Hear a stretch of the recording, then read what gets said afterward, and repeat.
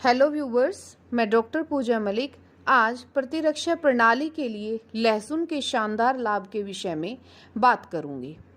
खासकर सर्दियों के मौसम के दौरान लहसुन आज से लगभग 4000 सालों से उपयोग किया जा रहा है और इसका उपयोग आर्थराइटिस अर्थात जो गठिया है, डायबिटीज़, जुकाम, मलेरिया और ट्यूबरक्लोसिस के साथ साथ कई सारी अन्य समस्याओं के लिए भी इसका उपयोग किया जाता रहा है। आपने वैज्ञानिक लुई पाश्चर का नाम तो सुना ही होगा। उन्होंने बताया कि गार्लिक के अंदर जो बैक्टीरिया रोधी गुण पाए जाते हैं और उनका उन्होंने अध्ययन भी किया और उन्होंने पैथोजेनिक बैक्टीरिया को मारने की इसकी काबिलियत को पहचाना था। सेकेंड वर्ल्ड वार के दौरान जब रूसियों की एंटीबायोटिक दवाइयाँ समाप्त हो गई थी, तो क्या आपको पता है उन्होंने एंटीबायोटिक के रूप में लहसुन का सेवन किया। लहसुन को रशियन पेनिसिलियम भी कहा जाता है। लहसुन को संक्रमण रोकने के इलाज के रूप में उपयोग किया जाता रहा है। कैंसर के प्रभाव को रोकने के लिए लहसुन के बड़े फायदों के साथ इसे शीर्ष स्थान का दर्जा प्राप्त है और यह आंकड़ा डिज़ाइनर फूड प्रोजेक्ट से लिया गया था, जिसमें सब्जियों से कैंसर के प्रभावों की रोकथाम करने पर अध्ययन किया जा रहा है।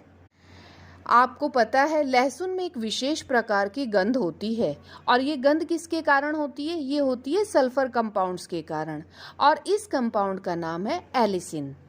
एलिसिन लहसुन में मौजूद रसायनों में से एक प्रकार का सल्फर कंपाउंड है जो लहसुन को चमत्कारिक या मिराकुलस पावर प्रोवाइड करता है।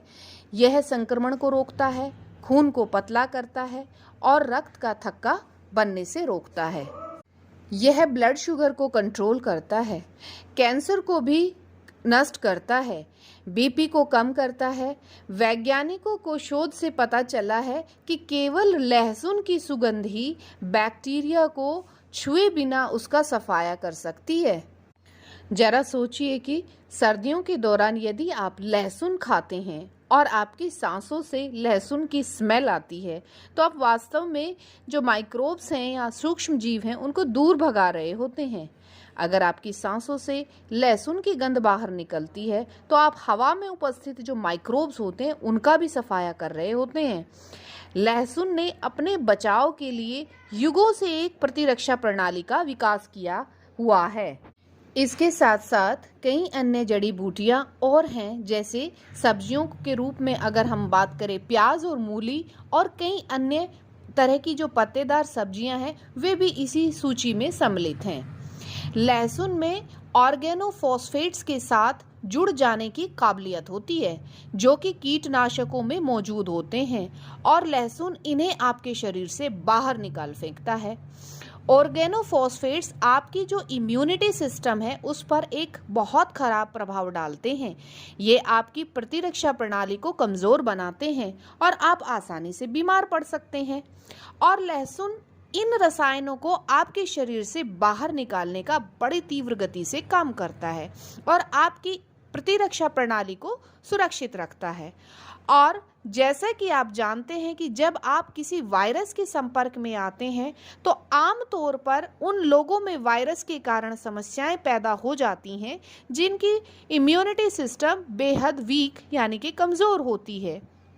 जो लोग मेटाबॉलिकली वीक होते हैं, जो तनाव का सामना कर रहे होते हैं, उनकी जो इम्यूनिटी सिस्टम होती है वो बहुत कमज़ोर होती है।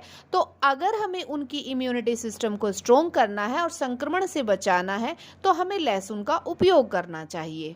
लहसुन का उपयोग उन्हें इस संक्रमण से बचा सकता है और यह एक ऐसा विषय है जिस पर ज़्यादा जोर या ध्यान नहीं दिया जाता। हाँ, आपको एक समस्या का सामना अवश्य करना पड़ सकता है और वो है आपके लहसुन की गुणवत्ता।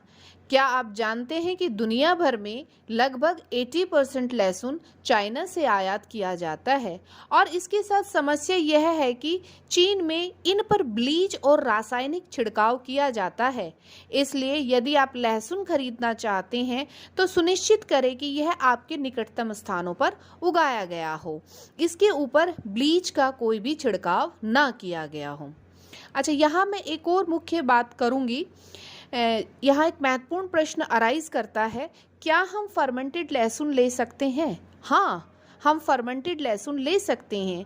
फर्मेंटेड किए गए लहसुन में अधिक एंटीऑक्सीडेंट्स और पोषक तत्व उपस्थित होते हैं। फर्मेंटेड से मतलब है यहाँ पर हम काले लहसुन की बात कर रहे हैं।